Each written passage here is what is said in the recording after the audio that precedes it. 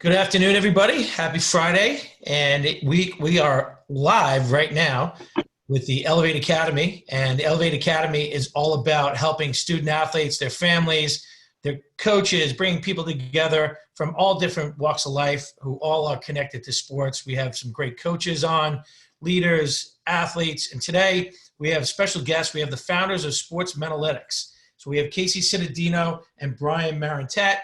And so welcome to the show, guys, and let's elevate everyone that we can today. Sounds great. It's good to be here. I love it. Appreciate it.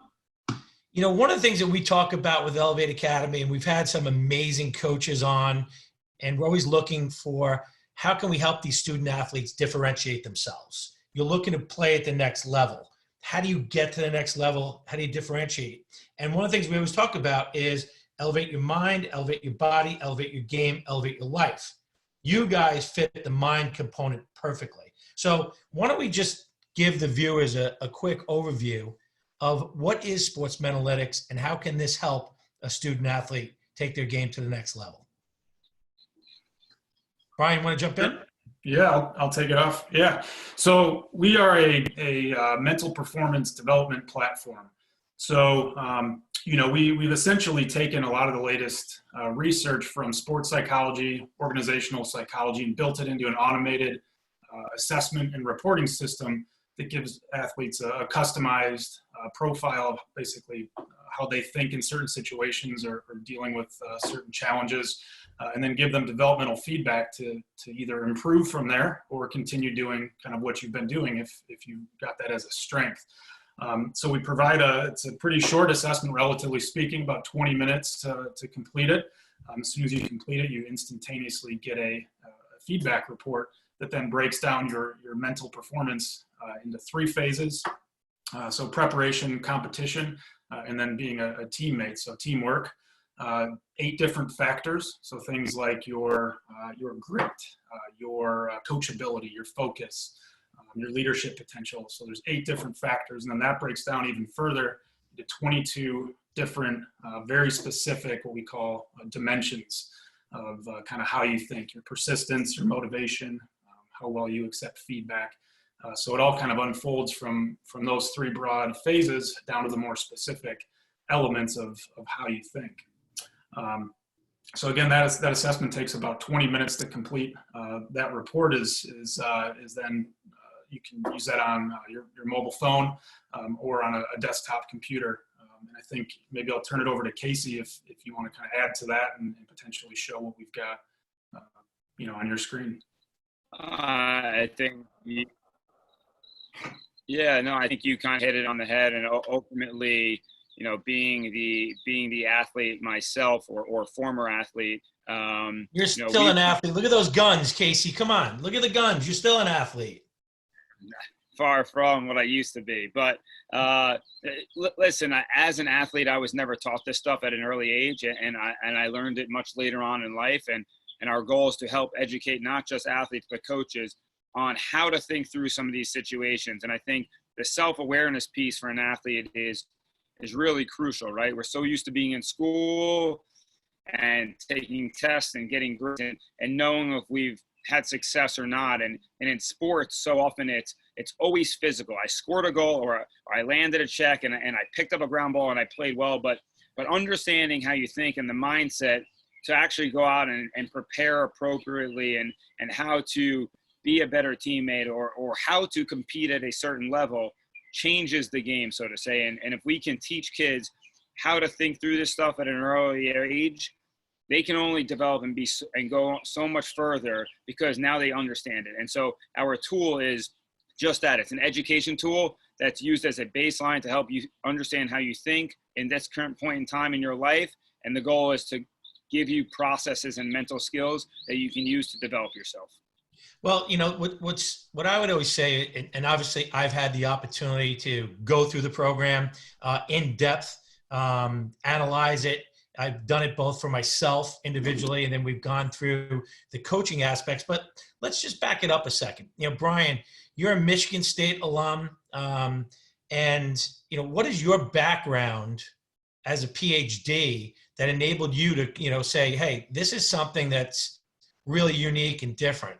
Yeah. What is your background for this? Yeah, sure. So my background, my training is all in psychology from my bachelor's up through my PhD from DePaul in Chicago. And most of my work is focused on assessment and development within organizations. So been doing leadership assessments, personality assessments to figure out kind of what's a good fit for a particular person in the organization. Giving managers reports on employees, understanding these are your employees, this is how they think and how they're going to tend to behave. This is a better way of kind of coaching them or working with them. So I've been doing that for about the last 15 years and, just have stayed connected. I was an athlete growing up, kind of on track to play college and got burned out and more or less, just kind of dropped out of that filter before I made it to college. But I've always been, studying psychology and in the organizational setting.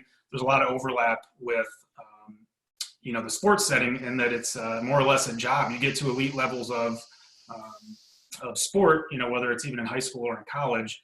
A lot of coaches treat that like a job, and their athletes are not necessarily employees, but they're members of an organization working towards a common goal and that sort of thing. So about 4 years ago, I just through my own research, looking around, trying to find a good assessment for some colleagues and things that are coaches to use as a development tool, kind of discovered there wasn't a whole lot out there. There's a few different assessments that are fairly broad. They look at really core kind of personality traits, things that you can't really change. And so, that can be helpful, certainly, but there's only so far you can get with that until you actually need to look at, how do people think and behave while they're playing sports? Do they have the right mentality and the right mindset when they're getting coach, feedback, or they're, recovering from a turnover, mid-game? You've got to be able to understand, how players are thinking in that realm. So, again, looking around, there wasn't a whole lot that was out there. So spent a couple of years reviewing all the scientific literature and things that I had studied, doing my PhD.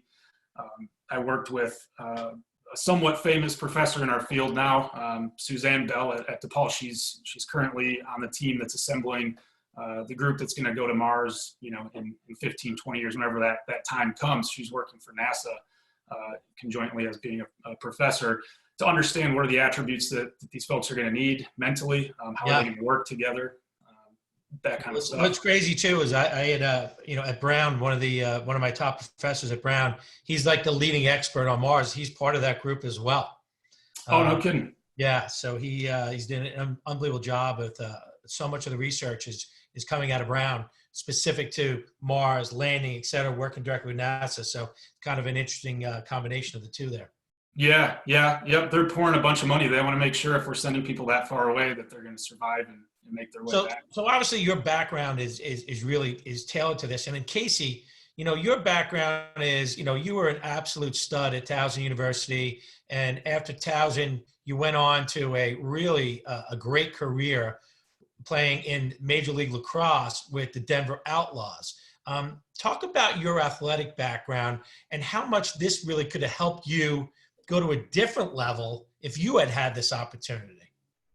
Well, the funny story is I was an unrecruited athlete coming out of high school. I was largely overlooked and really badly wanted to play lacrosse at a high level. And while I was getting looked by a couple of small schools, I wanted to play at that, so-called top tier. And when I got an opportunity to play at Towson, they basically gave me we're going to make room for you this year, but if it doesn't work out, we're going to cut you and make room for incoming recruits. And if you're willing to take the risk, we'll take you for year one. And I made a decision that I wanted to try and go play at the highest level. And luckily that turned into being a really good college career and led me to, getting drafted and playing in the MLL, where I got to suit up against, the so-called top 250 or 220 best lacrosse players in the world for just about 9 seasons, and played internationally as well. And honestly, the one thing that I talk about all the time is how many other kids out there have gotten overlooked because a coach says, this kid's not my school's material or not ready, but he hasn't fully blossomed or developed. And how many times on the flip side is that stud gotten to a big school and all of a sudden he's not the cream of the crop, and he can't handle Flamed out. and he doesn't know how to fight for things, and we see this all the time in sports in general, right? So I think, I know mindset is a big piece of that. It might be the only piece of it. I'm watching the Last Dance about Jordan, and I'm sure a lot of sports fans around the world are watching it. And I mean, his mindset was so competitive. He didn't want to lose at anything, right? And so mindset. Playing quarters in the locker room. He wants to win playing quarters in the locker room. Correct. And mindset is his approach. It's his nutrition. It's his work ethic. It's all of these things that you may or may not think about. And if we can teach kids and we can teach coaches, most importantly, if we can teach coaches that can then disseminate that message to kids, well, then I think that we're doing a really good job at giving back to the young athletes of the world. And like I said, I wasn't taught this growing up. And when I met Brian, I fell in love with him and the program. And from day one, I wanted to be a part of it. And we've been working for 4 years trying to build something pretty special. And it's really kind of coming into the spotlight now in light of everything that's going on around us. And Brian, I don't know, in the last 3 weeks, we've had 150 different schools join the platform, and roughly, call it 1,500 new athletes and coaches jump on board just because they're all looking for solutions. Everybody is looking for a solution in developing An edge. They need an edge. They're just so used to being in front of them and having touch points and being at practice or being in the weight room and being able to communicate. And now everybody's communicating like this. And let's face it, we have a digital platform that is easily used by kids on a phone that can be sent out to every single kid in an entire high school or college. Well, listen, it's one of the reasons is having gone through it, having watched it, seeing the development of this, we're so excited to be a partner with you guys on this and being able to bring it to all of the Elevate Academy student athletes. And it's a great opportunity. But it is interesting. I'm glad you brought up, Michael Jordan and The Last Dance, because I'm loving watching this so much. And, one of the stories I was talking about, we had Anson Dorrance, who is the UNC women's soccer coach, and Anson has won 21 national championships. And, one of the things he talks about is that mental edge and the difference, et cetera. And when I had the opportunity, my daughter is a junior at North Carolina on the women's lacrosse team.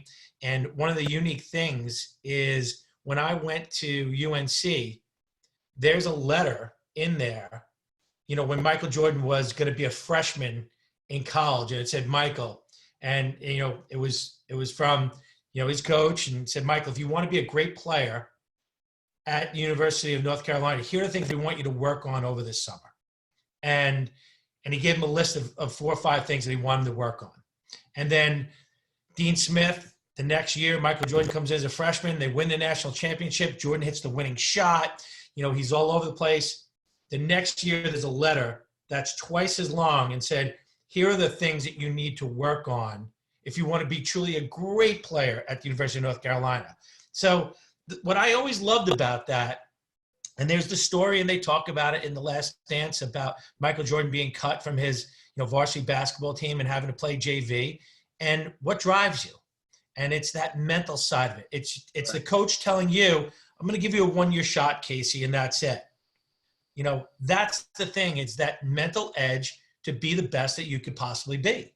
And, we've had Anson Dorrance talk about that, on why Mia Hamm, when he saw Mia Hamm doing sprints on her own, and he randomly saw her because he was going a different way than he normally did in campus, and she was on a practice field, and he wrote her the letter, and he said, Mia, the definition of a true champion is someone who's bent over, drenched in sweat, at the brink of exhaustion when no one else is looking. And he wrote her that note, and he didn't know that she was going to put that note in her book, basically what the definition of a champion is. And Mia Hamm goes on to win world championships, the World Cup, and the Olympics. It's that mental edge that separates everyone. And I love it. I talk about it with girls all the time that I coach. boys feel good when they play well. Girls need to feel good in order to play well. Well, how do you feel good? What is that mental edge? But I want to say this, and I'll let Brian elaborate on this. So often we talk about this, right? And people assume, well, this person has it or this person doesn't, right? The entire basis of our, call it, education platform is we're telling you these are mental skills that can be practiced and developed and learned. Yep. And the sooner you start practicing and developing and learning this stuff, the greater you're going to be in your sport, on the field, on a court. And I'll let Brian elaborate on some of these mental skills, but these are things that can be learned. It's not just he has it or he doesn't. And yes, in the extreme cases like the Michael Jordans of the world and some of these amazing elite athletes, they obviously have it, and they have it above and beyond most, right? But for a high school athlete, this is something they can absolutely learn and can learn, and it's probably something easier they can learn than things that they have to in school. Yeah. Yeah, and so a lot of what we give you in the report is developmental in nature. So I mean, you get your assessment, you get your scores. A lot of places you go, different assessments you look at, that's more or less where they stop. You get your score. This is kind of what it means. But the question is always like, what do I do with it now? What's my path forward here? How do I use this to make myself better? So that's really where we spent a lot of our effort was giving you essentially like a sports psychologist in your pocket, on your phone or on your computer or tablet. So, we give you the meaning of your scores and tells you like, basically this is kind of how you think. We tell you whether that's good or bad, and then tell you more or less, this is how you should try to be kind of thinking and behaving in these situations. But then how do you get there? And it's with mental skills. So there's a whole host of mental skills that are out there that sports psychologists have been studying and teaching and using over, decades. Yeah, I mean, we had Greg Dale, who is the head of sports psychology at Duke University. Yep. Greg was on the show. Been friends with Greg for a long time. I think he's one of the best out there. And, this is a guy who's working with literally, the elite of the elite at Duke and helping them learn what it is to get to that next level. And then now you're at that level. We had George Pine on the show. George was the former president of IMG. And we talked about how, when I was down at IMG, helping them as a consultant determine if lacrosse could be added to one of their mainstream sports there, we met with the head of sports psychology at IMG. And, I got to see him directly interact with one of the most elite tennis players at the time. She was third in the world. And that whole side of sports psychology, I love it. I love it. I love books about sports psychology. So this, to me, both as an athlete, as a coach, and as someone who could help influence kids, I'm so excited about sports Mentalytics, I can't tell you. Yeah. Yeah, it's awesome. I mean, your mind controls your body. So you've got to learn to control your mind before you can really master your body. Yeah, we were just talking about, I was just talking about my own girls. I was listening to a podcast with David Goggins. I don't know if you've, listened to David Goggins, but, the guy is, an unbelievable resource for, and thank him for our service. He's been in the military and serving our country, but, he now does these endurance races and everything. And what David Goggins talks about is that when your body says you're done, it's basically what it is. It's your mind you're preserving your body so that you don't collapse. But in the end, what you have is you probably have 40% more left in the tank. Your mind's telling you no, relax, but you have more in there. And it's true. And that's that mindset is fantastic. Maybe the best. Every athlete has gone through that. Every athlete's gone through that in practice or game or running sprints, and every single person can relate to that. Every single athlete that plays a sport today can relate to that exact statement where your body says you're done, but if you do push it, you can do more. And it's hard to always think about it when you're exhausted. Yeah. Well, we have Dom Starshall coming on the show next Friday or a week from Friday. And Dom was my coach at Brown, and then he went on to UVA. And I'll have to talk to Dom about that and finding that, because I remember the time Dom made us do 80. We did 50, 80s, and back. So 50, 160s. Talking about mental and, thinking that, at 25, I thought I was going to have a heart attack, and that we got to 50 and we were able to do it was pretty amazing. But yeah, it's so true. But maybe what we should do now is, do you think we can actually go into and show them a little more and show them the program? Can you share your screen with us, Case? Yeah. So let's do that. Of course. Brian, I think Casey's frozen there. Yeah, he just froze. We'll have to wait till Casey unfreezes. Oh, there we go. He's now getting his screen sharing with us. Can you guys see this? Yeah, we can see it. Good. So I'm just gonna jump in and log in as if I am an athlete. Perfect.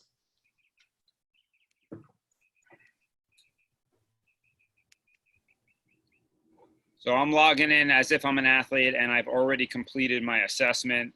This is the platform and the reporting profile of what it will look like. Just from a navigation standpoint, there are only 3 tabs here: Get, Assess, View Results, or Manage Teams. These 3 categories are the phases in which we measure. Everything is clickable. So if I click on preparation, it'll explain the phase in its entirety. Same with competition or teamwork. And I'm just waiting for the rest of this thing to fully load. And say, Case, your Wi-Fi's got to be weak out on your yeah, patio. it might be. But it's quieter out here than it is in my house. There you go. So these are the 8 factors that Brian was talking about earlier. This is the look and feel. Everything's color coded. So everything that's tied to preparation is in the blue purple. So your work style, your coachability, or your grit. And if I click into any of these categories after reading my score, so if I click into work style, it'll explain the category. Once again, we always want to educate an athlete or a coach of what's the definition of what we're trying to explain to you. And then when we go into detailed scoring, this is where, the devil's in the details and things get broken down. So what makes up work style is your mastery approach, your need for structure, or your growth minded. And for every one of these categories, you're going to get a score, you're going to get a definition up here, you're going to get a current mindset, you're going to get a game plan, and then you're going to get a mental skill to reference. And so, for example, under mastery approach, we reference goal setting. And so now you're probably like, oh my God, what's goal setting? And so we have this mental skills guide. And if I click on this mental skills guide, 6 mental skills will pop up. And when I click on any of these 6, Dr. Brian will deliver a 4 to 6 minute audio piece on how to leverage this mental skill. I don't want to give it away, but we have other versions of these mental skills coming from some elite mental performance coaches and leadership development coaches. One who happened to have been on your show, David, a week or 2 weeks ago. So it's John really O'Grady. cool. Huh? John O'Grady. John O'Grady. Yes, sir. So what's really cool is we're now going to be a resource or a bank of information for an athlete to reference these mental skills by different people in different walks of life. And so this is all audio. So if you're an athlete, you can listen to this on a bus or in a locker room before practice by yourself and really practice these things. And Case, can you go back to that last screen for 1 second? Because you have on that visualization. I just want to bring this up because we had Paul Carcaterra on the show, and Paul is 3-time All-American from Syracuse, and he's one of the leads for ESPN for lacrosse broadcasting. That's in the business. And recently he had on Gary Gait on his Overtime podcast that he does with US Lacrosse. And what was amazing that I was just blown away is that Gary Gait had a coach who, when he was 8 and 9 years old, was teaching them visualization techniques. So, you're talking about this is back in the 70s that at 8 and 9 years old. At 8 and 9 years old, you wonder, how does Gary Gait go on to be arguably the best midfielder that's ever played the game? Correct. And these techniques are right here. They're right in the screen. Right, and not to name drop here, but Gary Gait and the Syracuse women's program have used this.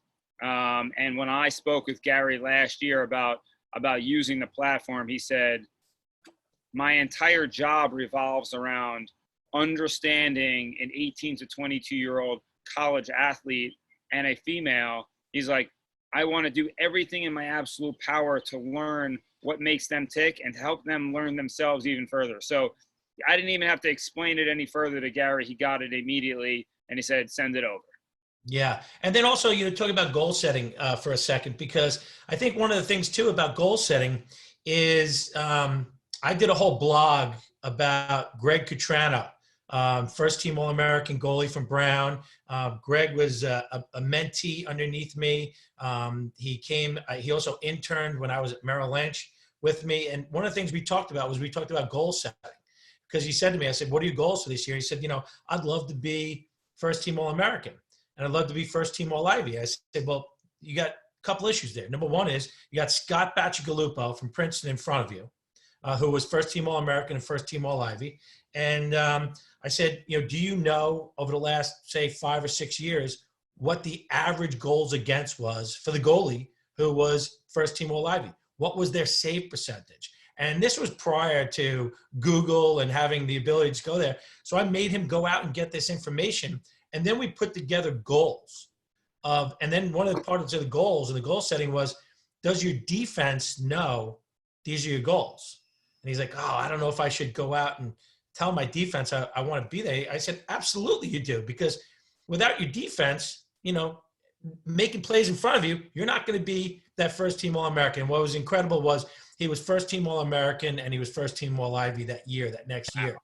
And then, he also went on to an amazing career in the MLL as well. But all of that goal setting, so much of that is so important. And it's having those specifics, and then not only having the goals, but then what is going to be your approach, which you guys have in here on how to attack those goals.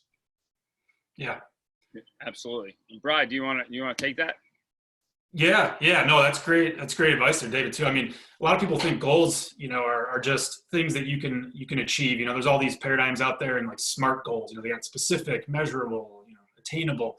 But a lot of people forget that you need to set goals, on a daily basis. You're not going to get to be first team All-Ivy if you're not setting goals of, all right, I need to go out and do X number of burpees to get myself in shape to even start making these saves and things. So, I mean, people, keep it granular. You got to have visionary goals. Like, I want to be first team All-Ivy, but yeah, what's the path to get there? What's the process I need to go through? Well, Anson Dorrance talked about that specifically on the show. And he said one of the most important things that he does is he makes everything measurable at practice. So it's completely measurable. So he knows he's got a depth chart on his team every single day. Someone knows where they stand. So it's not where someone goes, well, how come I'm not getting more playing time? Here's where you are. And this is where you are, and everything is measurable. But one of the things they also talk about is your effort goals. Obviously with me having a lacrosse, all three of us have a lacrosse background. But as a coach with effort goals, I don't tell my leading scorer, hey, I need you to, get me 6 goals this game. I tell my leading scorer, I want you to take 10 shots this game, 5 shots a half. Because if they can focus their efforts on, all right, Dave needs me to get 5 shots off this half. Yeah. Well, we're based on the averages, we're probably going to get to the numbers that we need to get to. But those effort goals are so important. So let me let you guys keep going here. Absolutely. No, I was going to, Brad, do you want to keep going, or do you want me to jump around a little bit here? Yeah, you take it, Case. Go ahead. I was just going to jump into leadership potential, where we talk about, integrity and assertiveness. And once again, it's helping athletes understand what does it take to be a good leader. And we've even, we say leadership potential, but in sports, once again, the first thing I think of, captain, who's captain material, right? Or, how do you develop someone into that role, right? And, of course, a big buzzword, mental toughness. I ask this to coaches all the time. Coaches don't know what this means. They don't truly understand the definition of mental toughness, and they don't understand that being mentally tough is handling stress, dealing with problems, and how do you handle problems and face problems, and understanding your level of confidence, right? These are the things that make up the category of mental toughness. And so, for example, once again, in the game plan, we talk about visualization and relaxation. And this is another mental skill that we talk about. And while I'm on this particular topic, the app Calm is now, LeBron James is now the face of Calm, and it's all over the place, and the art of being mindful and meditating, right? And once again, here it is, understanding your mindset, and the word mindfulness is thrown out all over the place right now. And I just think once again, we're on trend for teaching these kids the right skills. And the earlier you can learn it, the better you can be at them. Well, you know what's interesting about that is mindfulness, visualization, all of these things. We had Kylie O'Miller on the show, and she's the NCAA all-time leading point scorer in NCAA history. And when she broke the record against UMBC, and on the shot that she broke the record, she literally was flat out diving to her left and ripped it behind her back. And I asked her about that, and she smiled, and she said, I just talked about this for the first time. She goes, I visualized that shot. I had never done it before. in a game. I had visualized that shot in dreams for years. And for her to literally basically break the NCAA record, break Jen Adams' record that stood for so long, and she did it on a shot that she visualized. Amazing. That's amazing. It is. It's really amazing. Yeah, I was just talking about it too. We spoke with a high school in Texas last week. Their coach is a women's basketball team who's super into this. He understands the value. He's trying to keep his players engaged. And one of the big things we were talking about was, during this COVID situation, you can't get together with your teammates and actually play. You can do all the training you want, but you're not getting that game time, and experience. Your mind isn't staying sharp in that aspect of it. And one of the only things you can do is to visualize. You can sit there and watch yourself in your mind, playing games, making passes, dodges, doing things that you would normally be doing, and your body will stay in tune. It'll feel that experience. It helps with the regular season before a game. You see yourself out there playing, then when you're out there, you're more comfortable, your body responds quicker. You don't have to think about what you're doing as much. But it can be used during this off time too, to keep players, in tune with that pressure and that feeling of being in a competition. So it's a cool thing you can do when you're sitting at home or this summer and you're still not able to get out with your teammates and play. Well, it was interesting. George Pine was talking about it the other day. His son is basically he's a freshman at Notre Dame. He's a quarterback with a potential chance to start at Notre Dame. And what are they working on now? They're working on all of these things that they can work on right now because they can't be with the team. Now, he can go out in the backyard and throw with his brothers and do stuff like that, but it's the other stuff that Notre Dame has him doing. It's this visualization. It's the mental. It's the playbook, having the playbook and then taking a test on the playbook. Yep. So how well do you know it? All of that prep goes in. It's like, this is how the great become great. Yep. And actually, there's a cool thing. We were talking with another, mental performance coach, Andy Reese, who's part of our network now. And he was talking about in the sports psych world, they're actually moving to calling it simulation instead of visualization, because you try to feel the feel of the grass, and you try to feel those hits, and you try to smell what it smells like during the game. You try to get that experience to be as real as possible. And that's how you get your brain releasing, adrenaline and endorphins and things like that. You can trick your brain into thinking you're actually somewhere that you're not. I watched the documentary on Lindsey Vonn, the downhill skier. Oh, yeah. And what's amazing is when you watch Lindsey Vonn before a race, because the uniqueness of skiing is, we play lacrosse, the field dimensions don't change. The restraining lines are a restraining line. The crease is the crease. The goal is the goal. The ball is the same. In skiing, everything is changing. From week to week, the race course changes. The conditions change. It may be snowing, maybe windy, whatever it may be. But you watch Lindsey Vonn as she's in the box getting ready. She is literally doing the race. She's simulating the race, and she's simulating all her turns before she even breaks the gate. Yep. That's the difference of being, the best in the business. Yep. Yeah, super powerful mental skill. Yeah, for sure. And I'll just jump into the last is these situational mindsets, which is kind of a culmination of the entire report, in which you get charted. And once again, we look at, there are no scores here, but we look at, your willingness to learn. Are you a team leader? Do you know how to deal with setbacks? Of course, you're a high school or college athlete. You're dealing with setbacks, whether that's in school or your personal life or in the sports field, you're going to deal with stuff. You're going to have injuries. You're going to go from starting to not, right? How do you handle that? How do you respond to that stuff? And once again, by making you self-aware of how you think about this, that's when you can actually take a step and say, okay, I didn't realize that. Now I can start reframing my mindset. So, and rethinking this so you can start improving and developing in these categories. And ultimately, the goal is for us to always get you to the top right quadrant as much as possible. And look, we talk to performance coaches all the time, and we talk about, do you want to hone in on your best attributes or work on your weakest? And there's no consensus. Honestly, there's a different viewpoint from everyone we speak to, but we provide you with all of this data and information, and then it's up to you to reference it and use it and put it to work, so to say. So you can work through it like a curriculum, or you can just use it as, snippets of information. When anyone gets on our platform, they have access to this for a year, and they can take their assessment multiple times in a year as well. To see how they've changed, right? Correct. So as a coach, listen, I love every bit of this, and this is why we partner with you guys.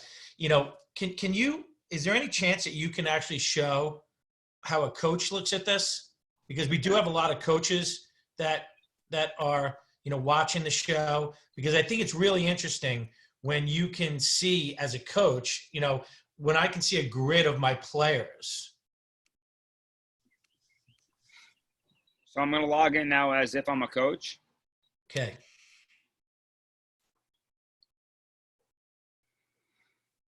And once again, the same 3 tabs at the top: get, assess, view results, or manage teams. I'm gonna start in the manage teams tab just for the coaches. Okay. This is where a coach can create a team. It's really simple. It's really straightforward. Should take literally a minute, right? Create team button. Go ahead. You can create a team. Once you have a team created, you can click onto this team. In my personal, I have hundreds of teams that I'm tied to. If I go into this team that I've created, so if you're an athletic director, you have 27 sports in your school, you're creating 27 teams, right? And each coach is going to have access to their own team, but you as the AD or the administrator, you're going to have access to everything. You go in here, you can click invite. I can copy and paste 1 email or 50 emails in here. I could have my entire team invited in a matter of seconds, right? And it's going to automate an email inviting that athlete to take their assessment and create an account. And this is really no different than like having a Huddle account. All the kids in high school, so many kids have a Huddle account. Now you're going to have a sports Mentalytics account. That's right. And then as soon as the athlete completes their report, they're going to have the athletic mindset coach report right here and the athletic mindset coach summary. The mindset report is going to look identical to the athlete report, except we're going to speak to you as a coach, right? So now it's not, hey, Johnny, you should be rethinking this situation in this category. It's, hey, coach, this is a strength or weakness of John's. Here's how to approach it and how to talk to him about this, right? Now, what buttons can you push? And I'll show you. And I'll let Brian elaborate on a particular. So here's grit, and the score, 31 is fairly on the low side. So Brian, why don't you talk through this? Sure. Yeah. So we look at their scoring and then basically give the coach a quick couple line, descriptor of what that athlete's thinking and then kind of what you need to do. So there's certain athletes like this with persistence where athlete is super persistent. You don't need to do anything. That game plan is going to say, look, this athlete's is good in this area. You're not going to have to worry too much about encouraging this person. Right. So here they're scoring pretty low. They can achieve a goal, but they're going to have a difficult time grinding through challenging, competitions or practices. So they may have some difficulty in that area. You're going to have to encourage this athlete not to give up. They're going to need encouragement to give that competition their best effort. And so, as a coach, you've got so many athletes and there's 22 different areas to kind of look at. So, we try to distill it down into just the smallest little nuggets we can give you about how this athlete's going to think and then kind of how to work with them. And so it gives kind of the flip side of what the athlete is seeing. So on their side, they're reading this saying like, you need to work a little bit on, your internal motivation here. You draw some from internal sources, but, might be drawing motivation from other places. You're trying to impress your coach or your parents or whatever. Right. So, You know what's great about that too, Brian? It kind of reminds me of John Gordon, who was, runs the John Gordon Company, and he has all the great books out there. John was a lacrosse player at Cornell, and on one of his books is, the energy bus. And he talks about energy, and don't be an energy vampire, be an energy supplier. Mm-hmm. And I think that's so positive, because if you have a kid like that on the team who needs that internal extra push, well, teammates can help with that, captains can help with that, coaches can help with that. But if you don't know that, you're almost at a disadvantage. This gives you an advantage. Yeah. Yeah, exactly. It peels open that onion and you see all the layers of your athletes. And I'll say this, look, having to read through 30 of these for a coach might seem overwhelming in the beginning, but that's also why in this next report I'm going to show you, we actually will summarize this. So you can go through those reports on every single one of your athletes, but the coach summary, we're actually going to break the team down into a low, moderate, or high score. So at a snapshot as a coach, you can see the athletes that are low in a category or high in a category, and I'll show you what I mean. Great. Love it. So work style. So now in this demo, right, I have 3 athletes that are moderate and 1 that are high and none that are low. Obviously, when you're dealing with a team of 100, there'd be 100 athletes here. And now as a coach, it's your decision. Do I need to work on that group in the middle, or do I need to work on that group that's up top or that's low? As a coach, it's up to you to decide how are you going to manipulate this situation and leverage the information, right? Yeah, one of the best things we've talked to some coaches about how to use this as well, and a good kind of I guess prescription for it is you look at a team, right? And you've got distribution of players. You got some that are on the low end, some that are on the high end, and then everybody that's in the middle. And how you really move that team forward is by taking those your elite players and pushing them, just like you were saying with Jordan. You set those 5 goals in year 1. Well, how do you get him to be the best in the world? You set 20 goals the next year. What do you want to see improve? So you get those high players to move up and those low players, to move up. You can't focus on every single athlete and moving them all, a tremendous amount. Well, it almost goes. Can try, but Brian, it almost goes back to like the Parada principle, the 80-20 rule, is that 80% of your results are going to come from 20% of the input. And when you're looking at, depending on the team sport that you're dealing with, that can be a major factor. If it's ice hockey, as an example, when you have 5 players on the ice and a goalie, if you have one of the leading scorers in the NHL, that person's going to have a significant impact on that team and getting them to take it up the next level. Where if it's, a team sport like soccer, where you have 11 players on the field at a time, where you may not have that one individual has as big of an impact, and you need to get the middle more towards the top. Sure. And I was going to say, take it even a step further. I know the Towson basketball team did this, and they just started pairing athletes up. They would take the guys that had the higher scores in leadership potential, and the guys that were low, they'd all of a sudden be teamed up in drills, right? And so you'd have one guy as the leader of the drill and one guy that maybe didn't have that skill set. And they did this for a lot of different categories. And so you start taking the guy that may not have the leadership potential, and he's all of a sudden hanging around with the guy who does have the leadership potential. Well, hopefully some of that stuff starts rubbing off, right? So there are things that you can do as a coach once you have all of the information.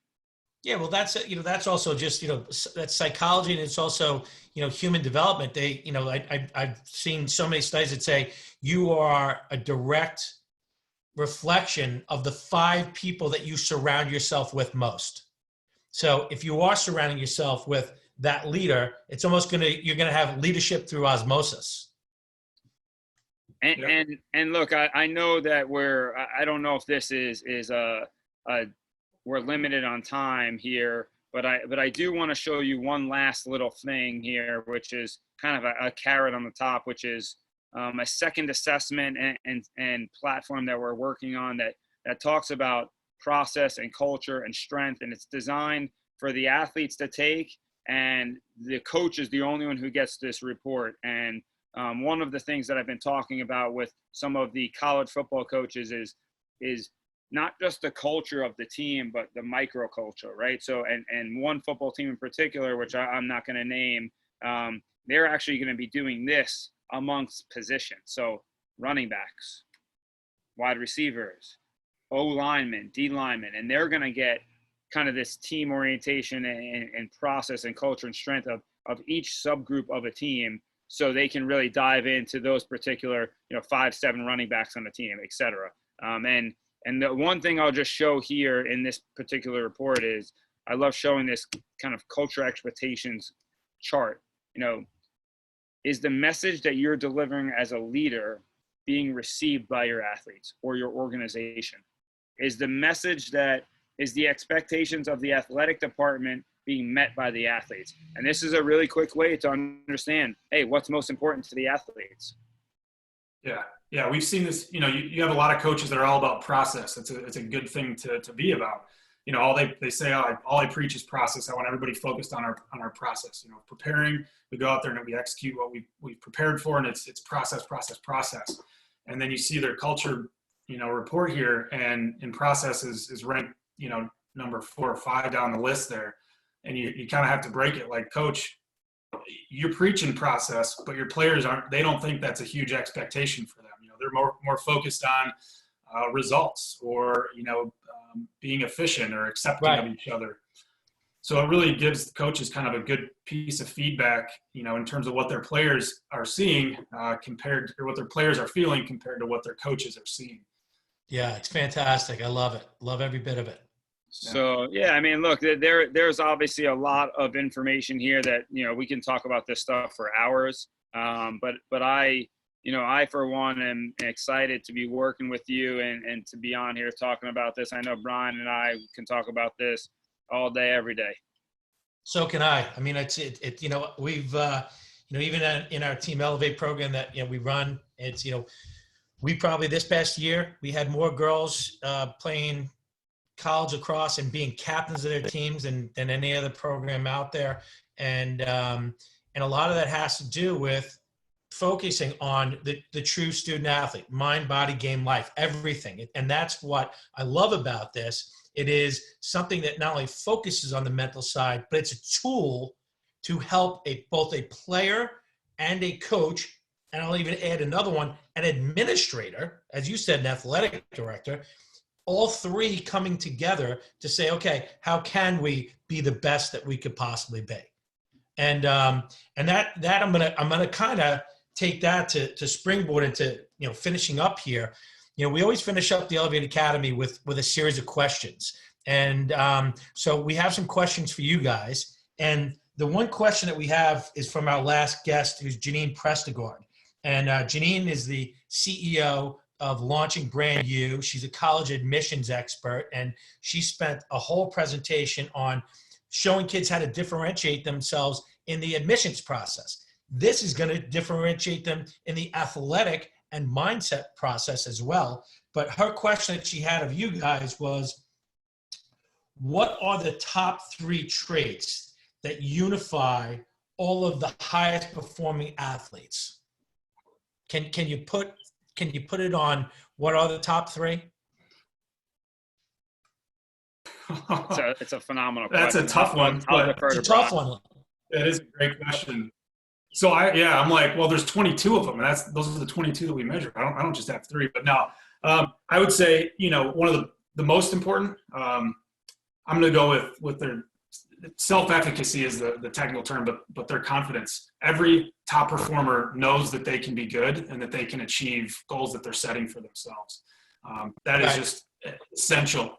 You've got to be humble, but you've got to be confident in what you're doing. To know I think confidence also equals self-motivation.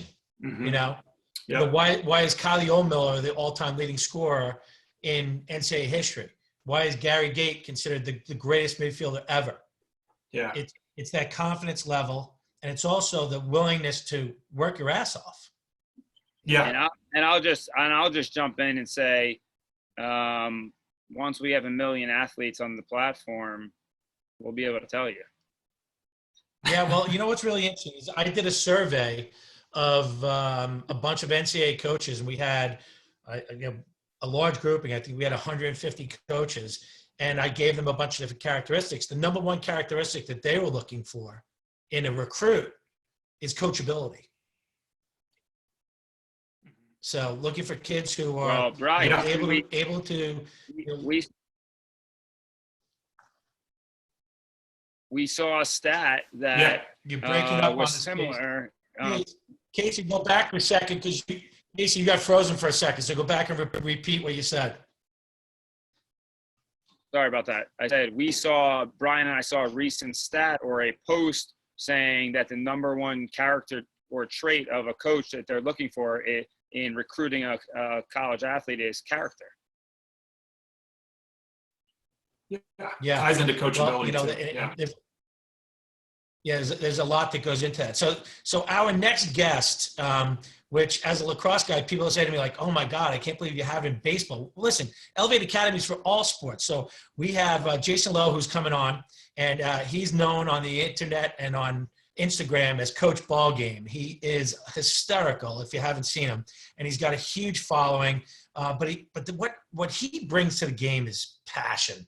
And not only was he a great ball player himself, but he brings a lot of passion to the game. And I love baseball. I played travel baseball up until 9th grade until I finally got to high school, and I had to make the switch and say, am I going to be a baseball catcher or am I going to be a goalie?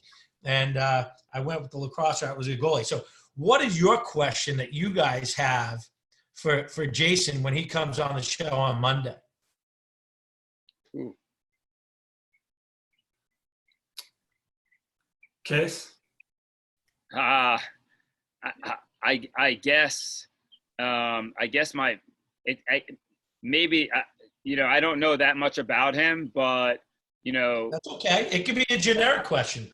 One thing that I do know is, and we're talking about kind of measuring mindset here, in the baseball world is one of the first sports to really use statistics. Why does he think baseball is so far ahead of sports like lacrosse and some other sports in utilizing stats and statistics to develop their game and performance? I mean, what we see in the baseball and softball world is they're light years ahead of other sports. Light years of technology in general. So why does he feel that that's the case, and what's the benefit from utilizing statistics and technology? Awesome question. That's an awesome question. Last two questions I have for you guys, and I'd love it if you could both share your own answers on this.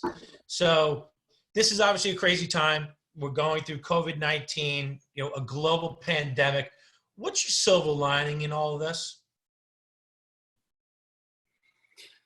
Case, returning to I was going to say, yeah, I think the silver lining is returning to the simpler things in life. So obviously kids and stuff are spending so many hours on their phone every day or on the computer trying to keep up with learning, and there's a ton of that going on. But I think that's also being balanced out by some of the simple things. You see a lot of people out walking, having to play games at home with your family, spending more family time. I mean, it's been huge for me. I've got a 4-year-old and a 2-year-old, and I travel a lot for work, and I'm not around a lot. So for me, it's been great. I'm not going to lie, for my situation, spending a lot more time at home and doing that kind of stuff. So that'd be the thing.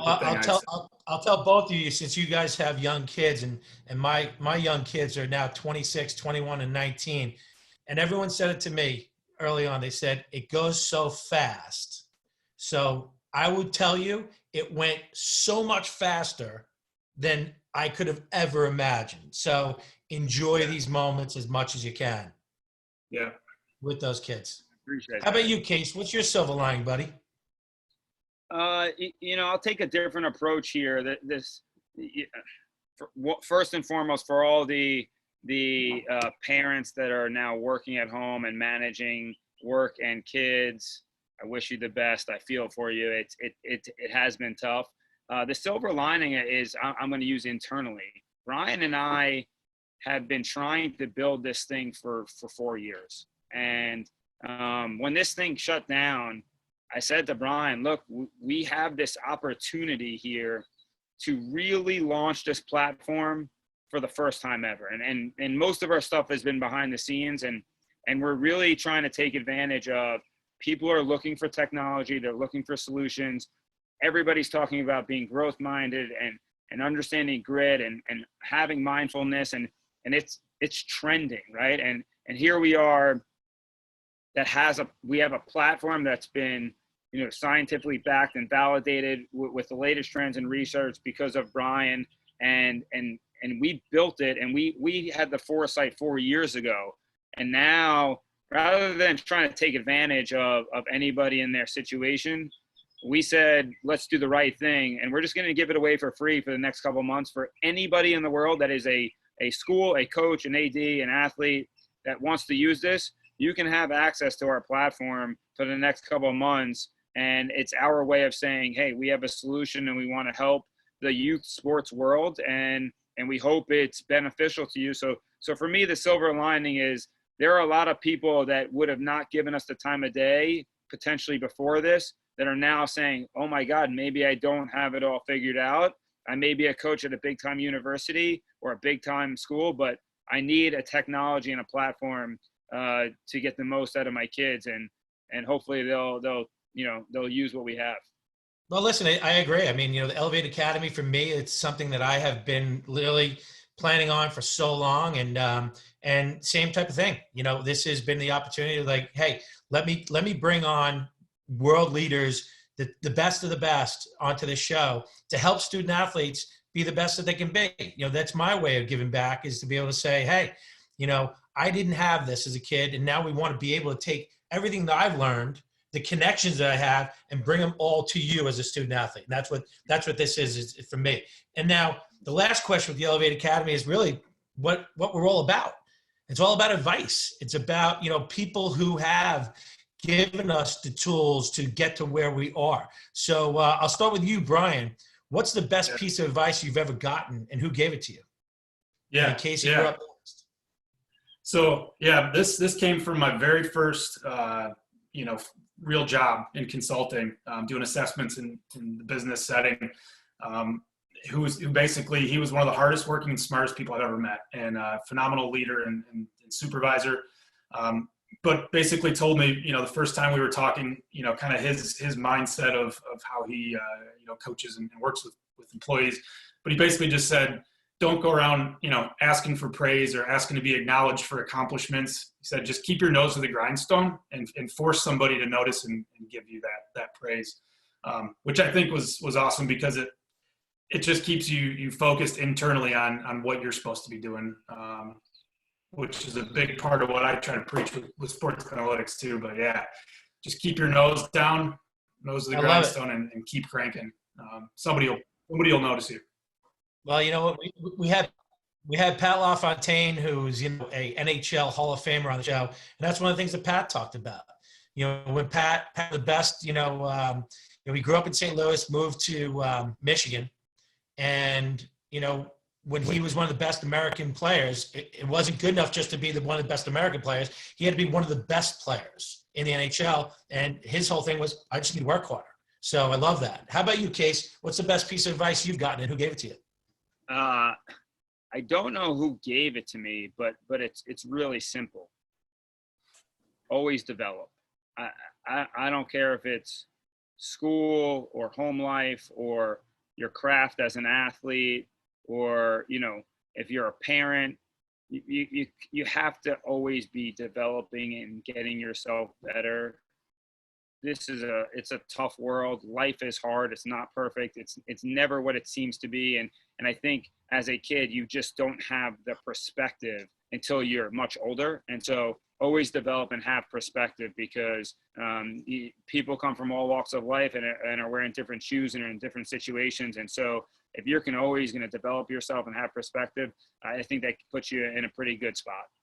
Well, I appreciate that so much. And on that perspective angle, I want to do three things right now. I want to give in perspective to three people. To all our frontline workers out there, still going to the hospital every single night, cheering on our nurses, our doctors, one of the guys came out and said, thanks for cheering for me, but I only clean up after nurses and doctors. I said, yeah, and without you, there's no one cleaning up. So thank you so much. We appreciate you. So thank you to all those frontline workers, all the essential workers out there, the truckers who are bringing food to the supermarkets, and people working in factories, and all the things that we need to keep our way of life running. So thank you so much to that. Also, two things. This month, May, is Lyme Awareness Month for Lyme disease. Having a daughter who has been battling a horrible case of Lyme disease for a long time now, people don't realize how bad it can be. So Lyme awareness. Let's kick the crap out of Lyme as much as we can and focus on that. And the last thing is, which kind of fits into your mode too, guys, it's mental health month with May, is making sure that we are all mentally healthy. This will help you as kids out there. So Casey, Brian, thanks so much for taking the time. Thanks for becoming a partner with Elevate Academy. This is going to be a tool that's going to change kids' lives. I'm telling you, it's going to be a tool that's going to help coaches change the way you coach. So guys, I appreciate you so much for coming on, taking the time to do this. So we'll be back on Monday with Jason Lowe. Have a great weekend, everyone. This is the Elevate Academy. Keep elevating in everything that you do. Make a difference in someone's life today. Guys, thanks so much. Thanks, Dave. Thank Appreciate you. it. See you guys.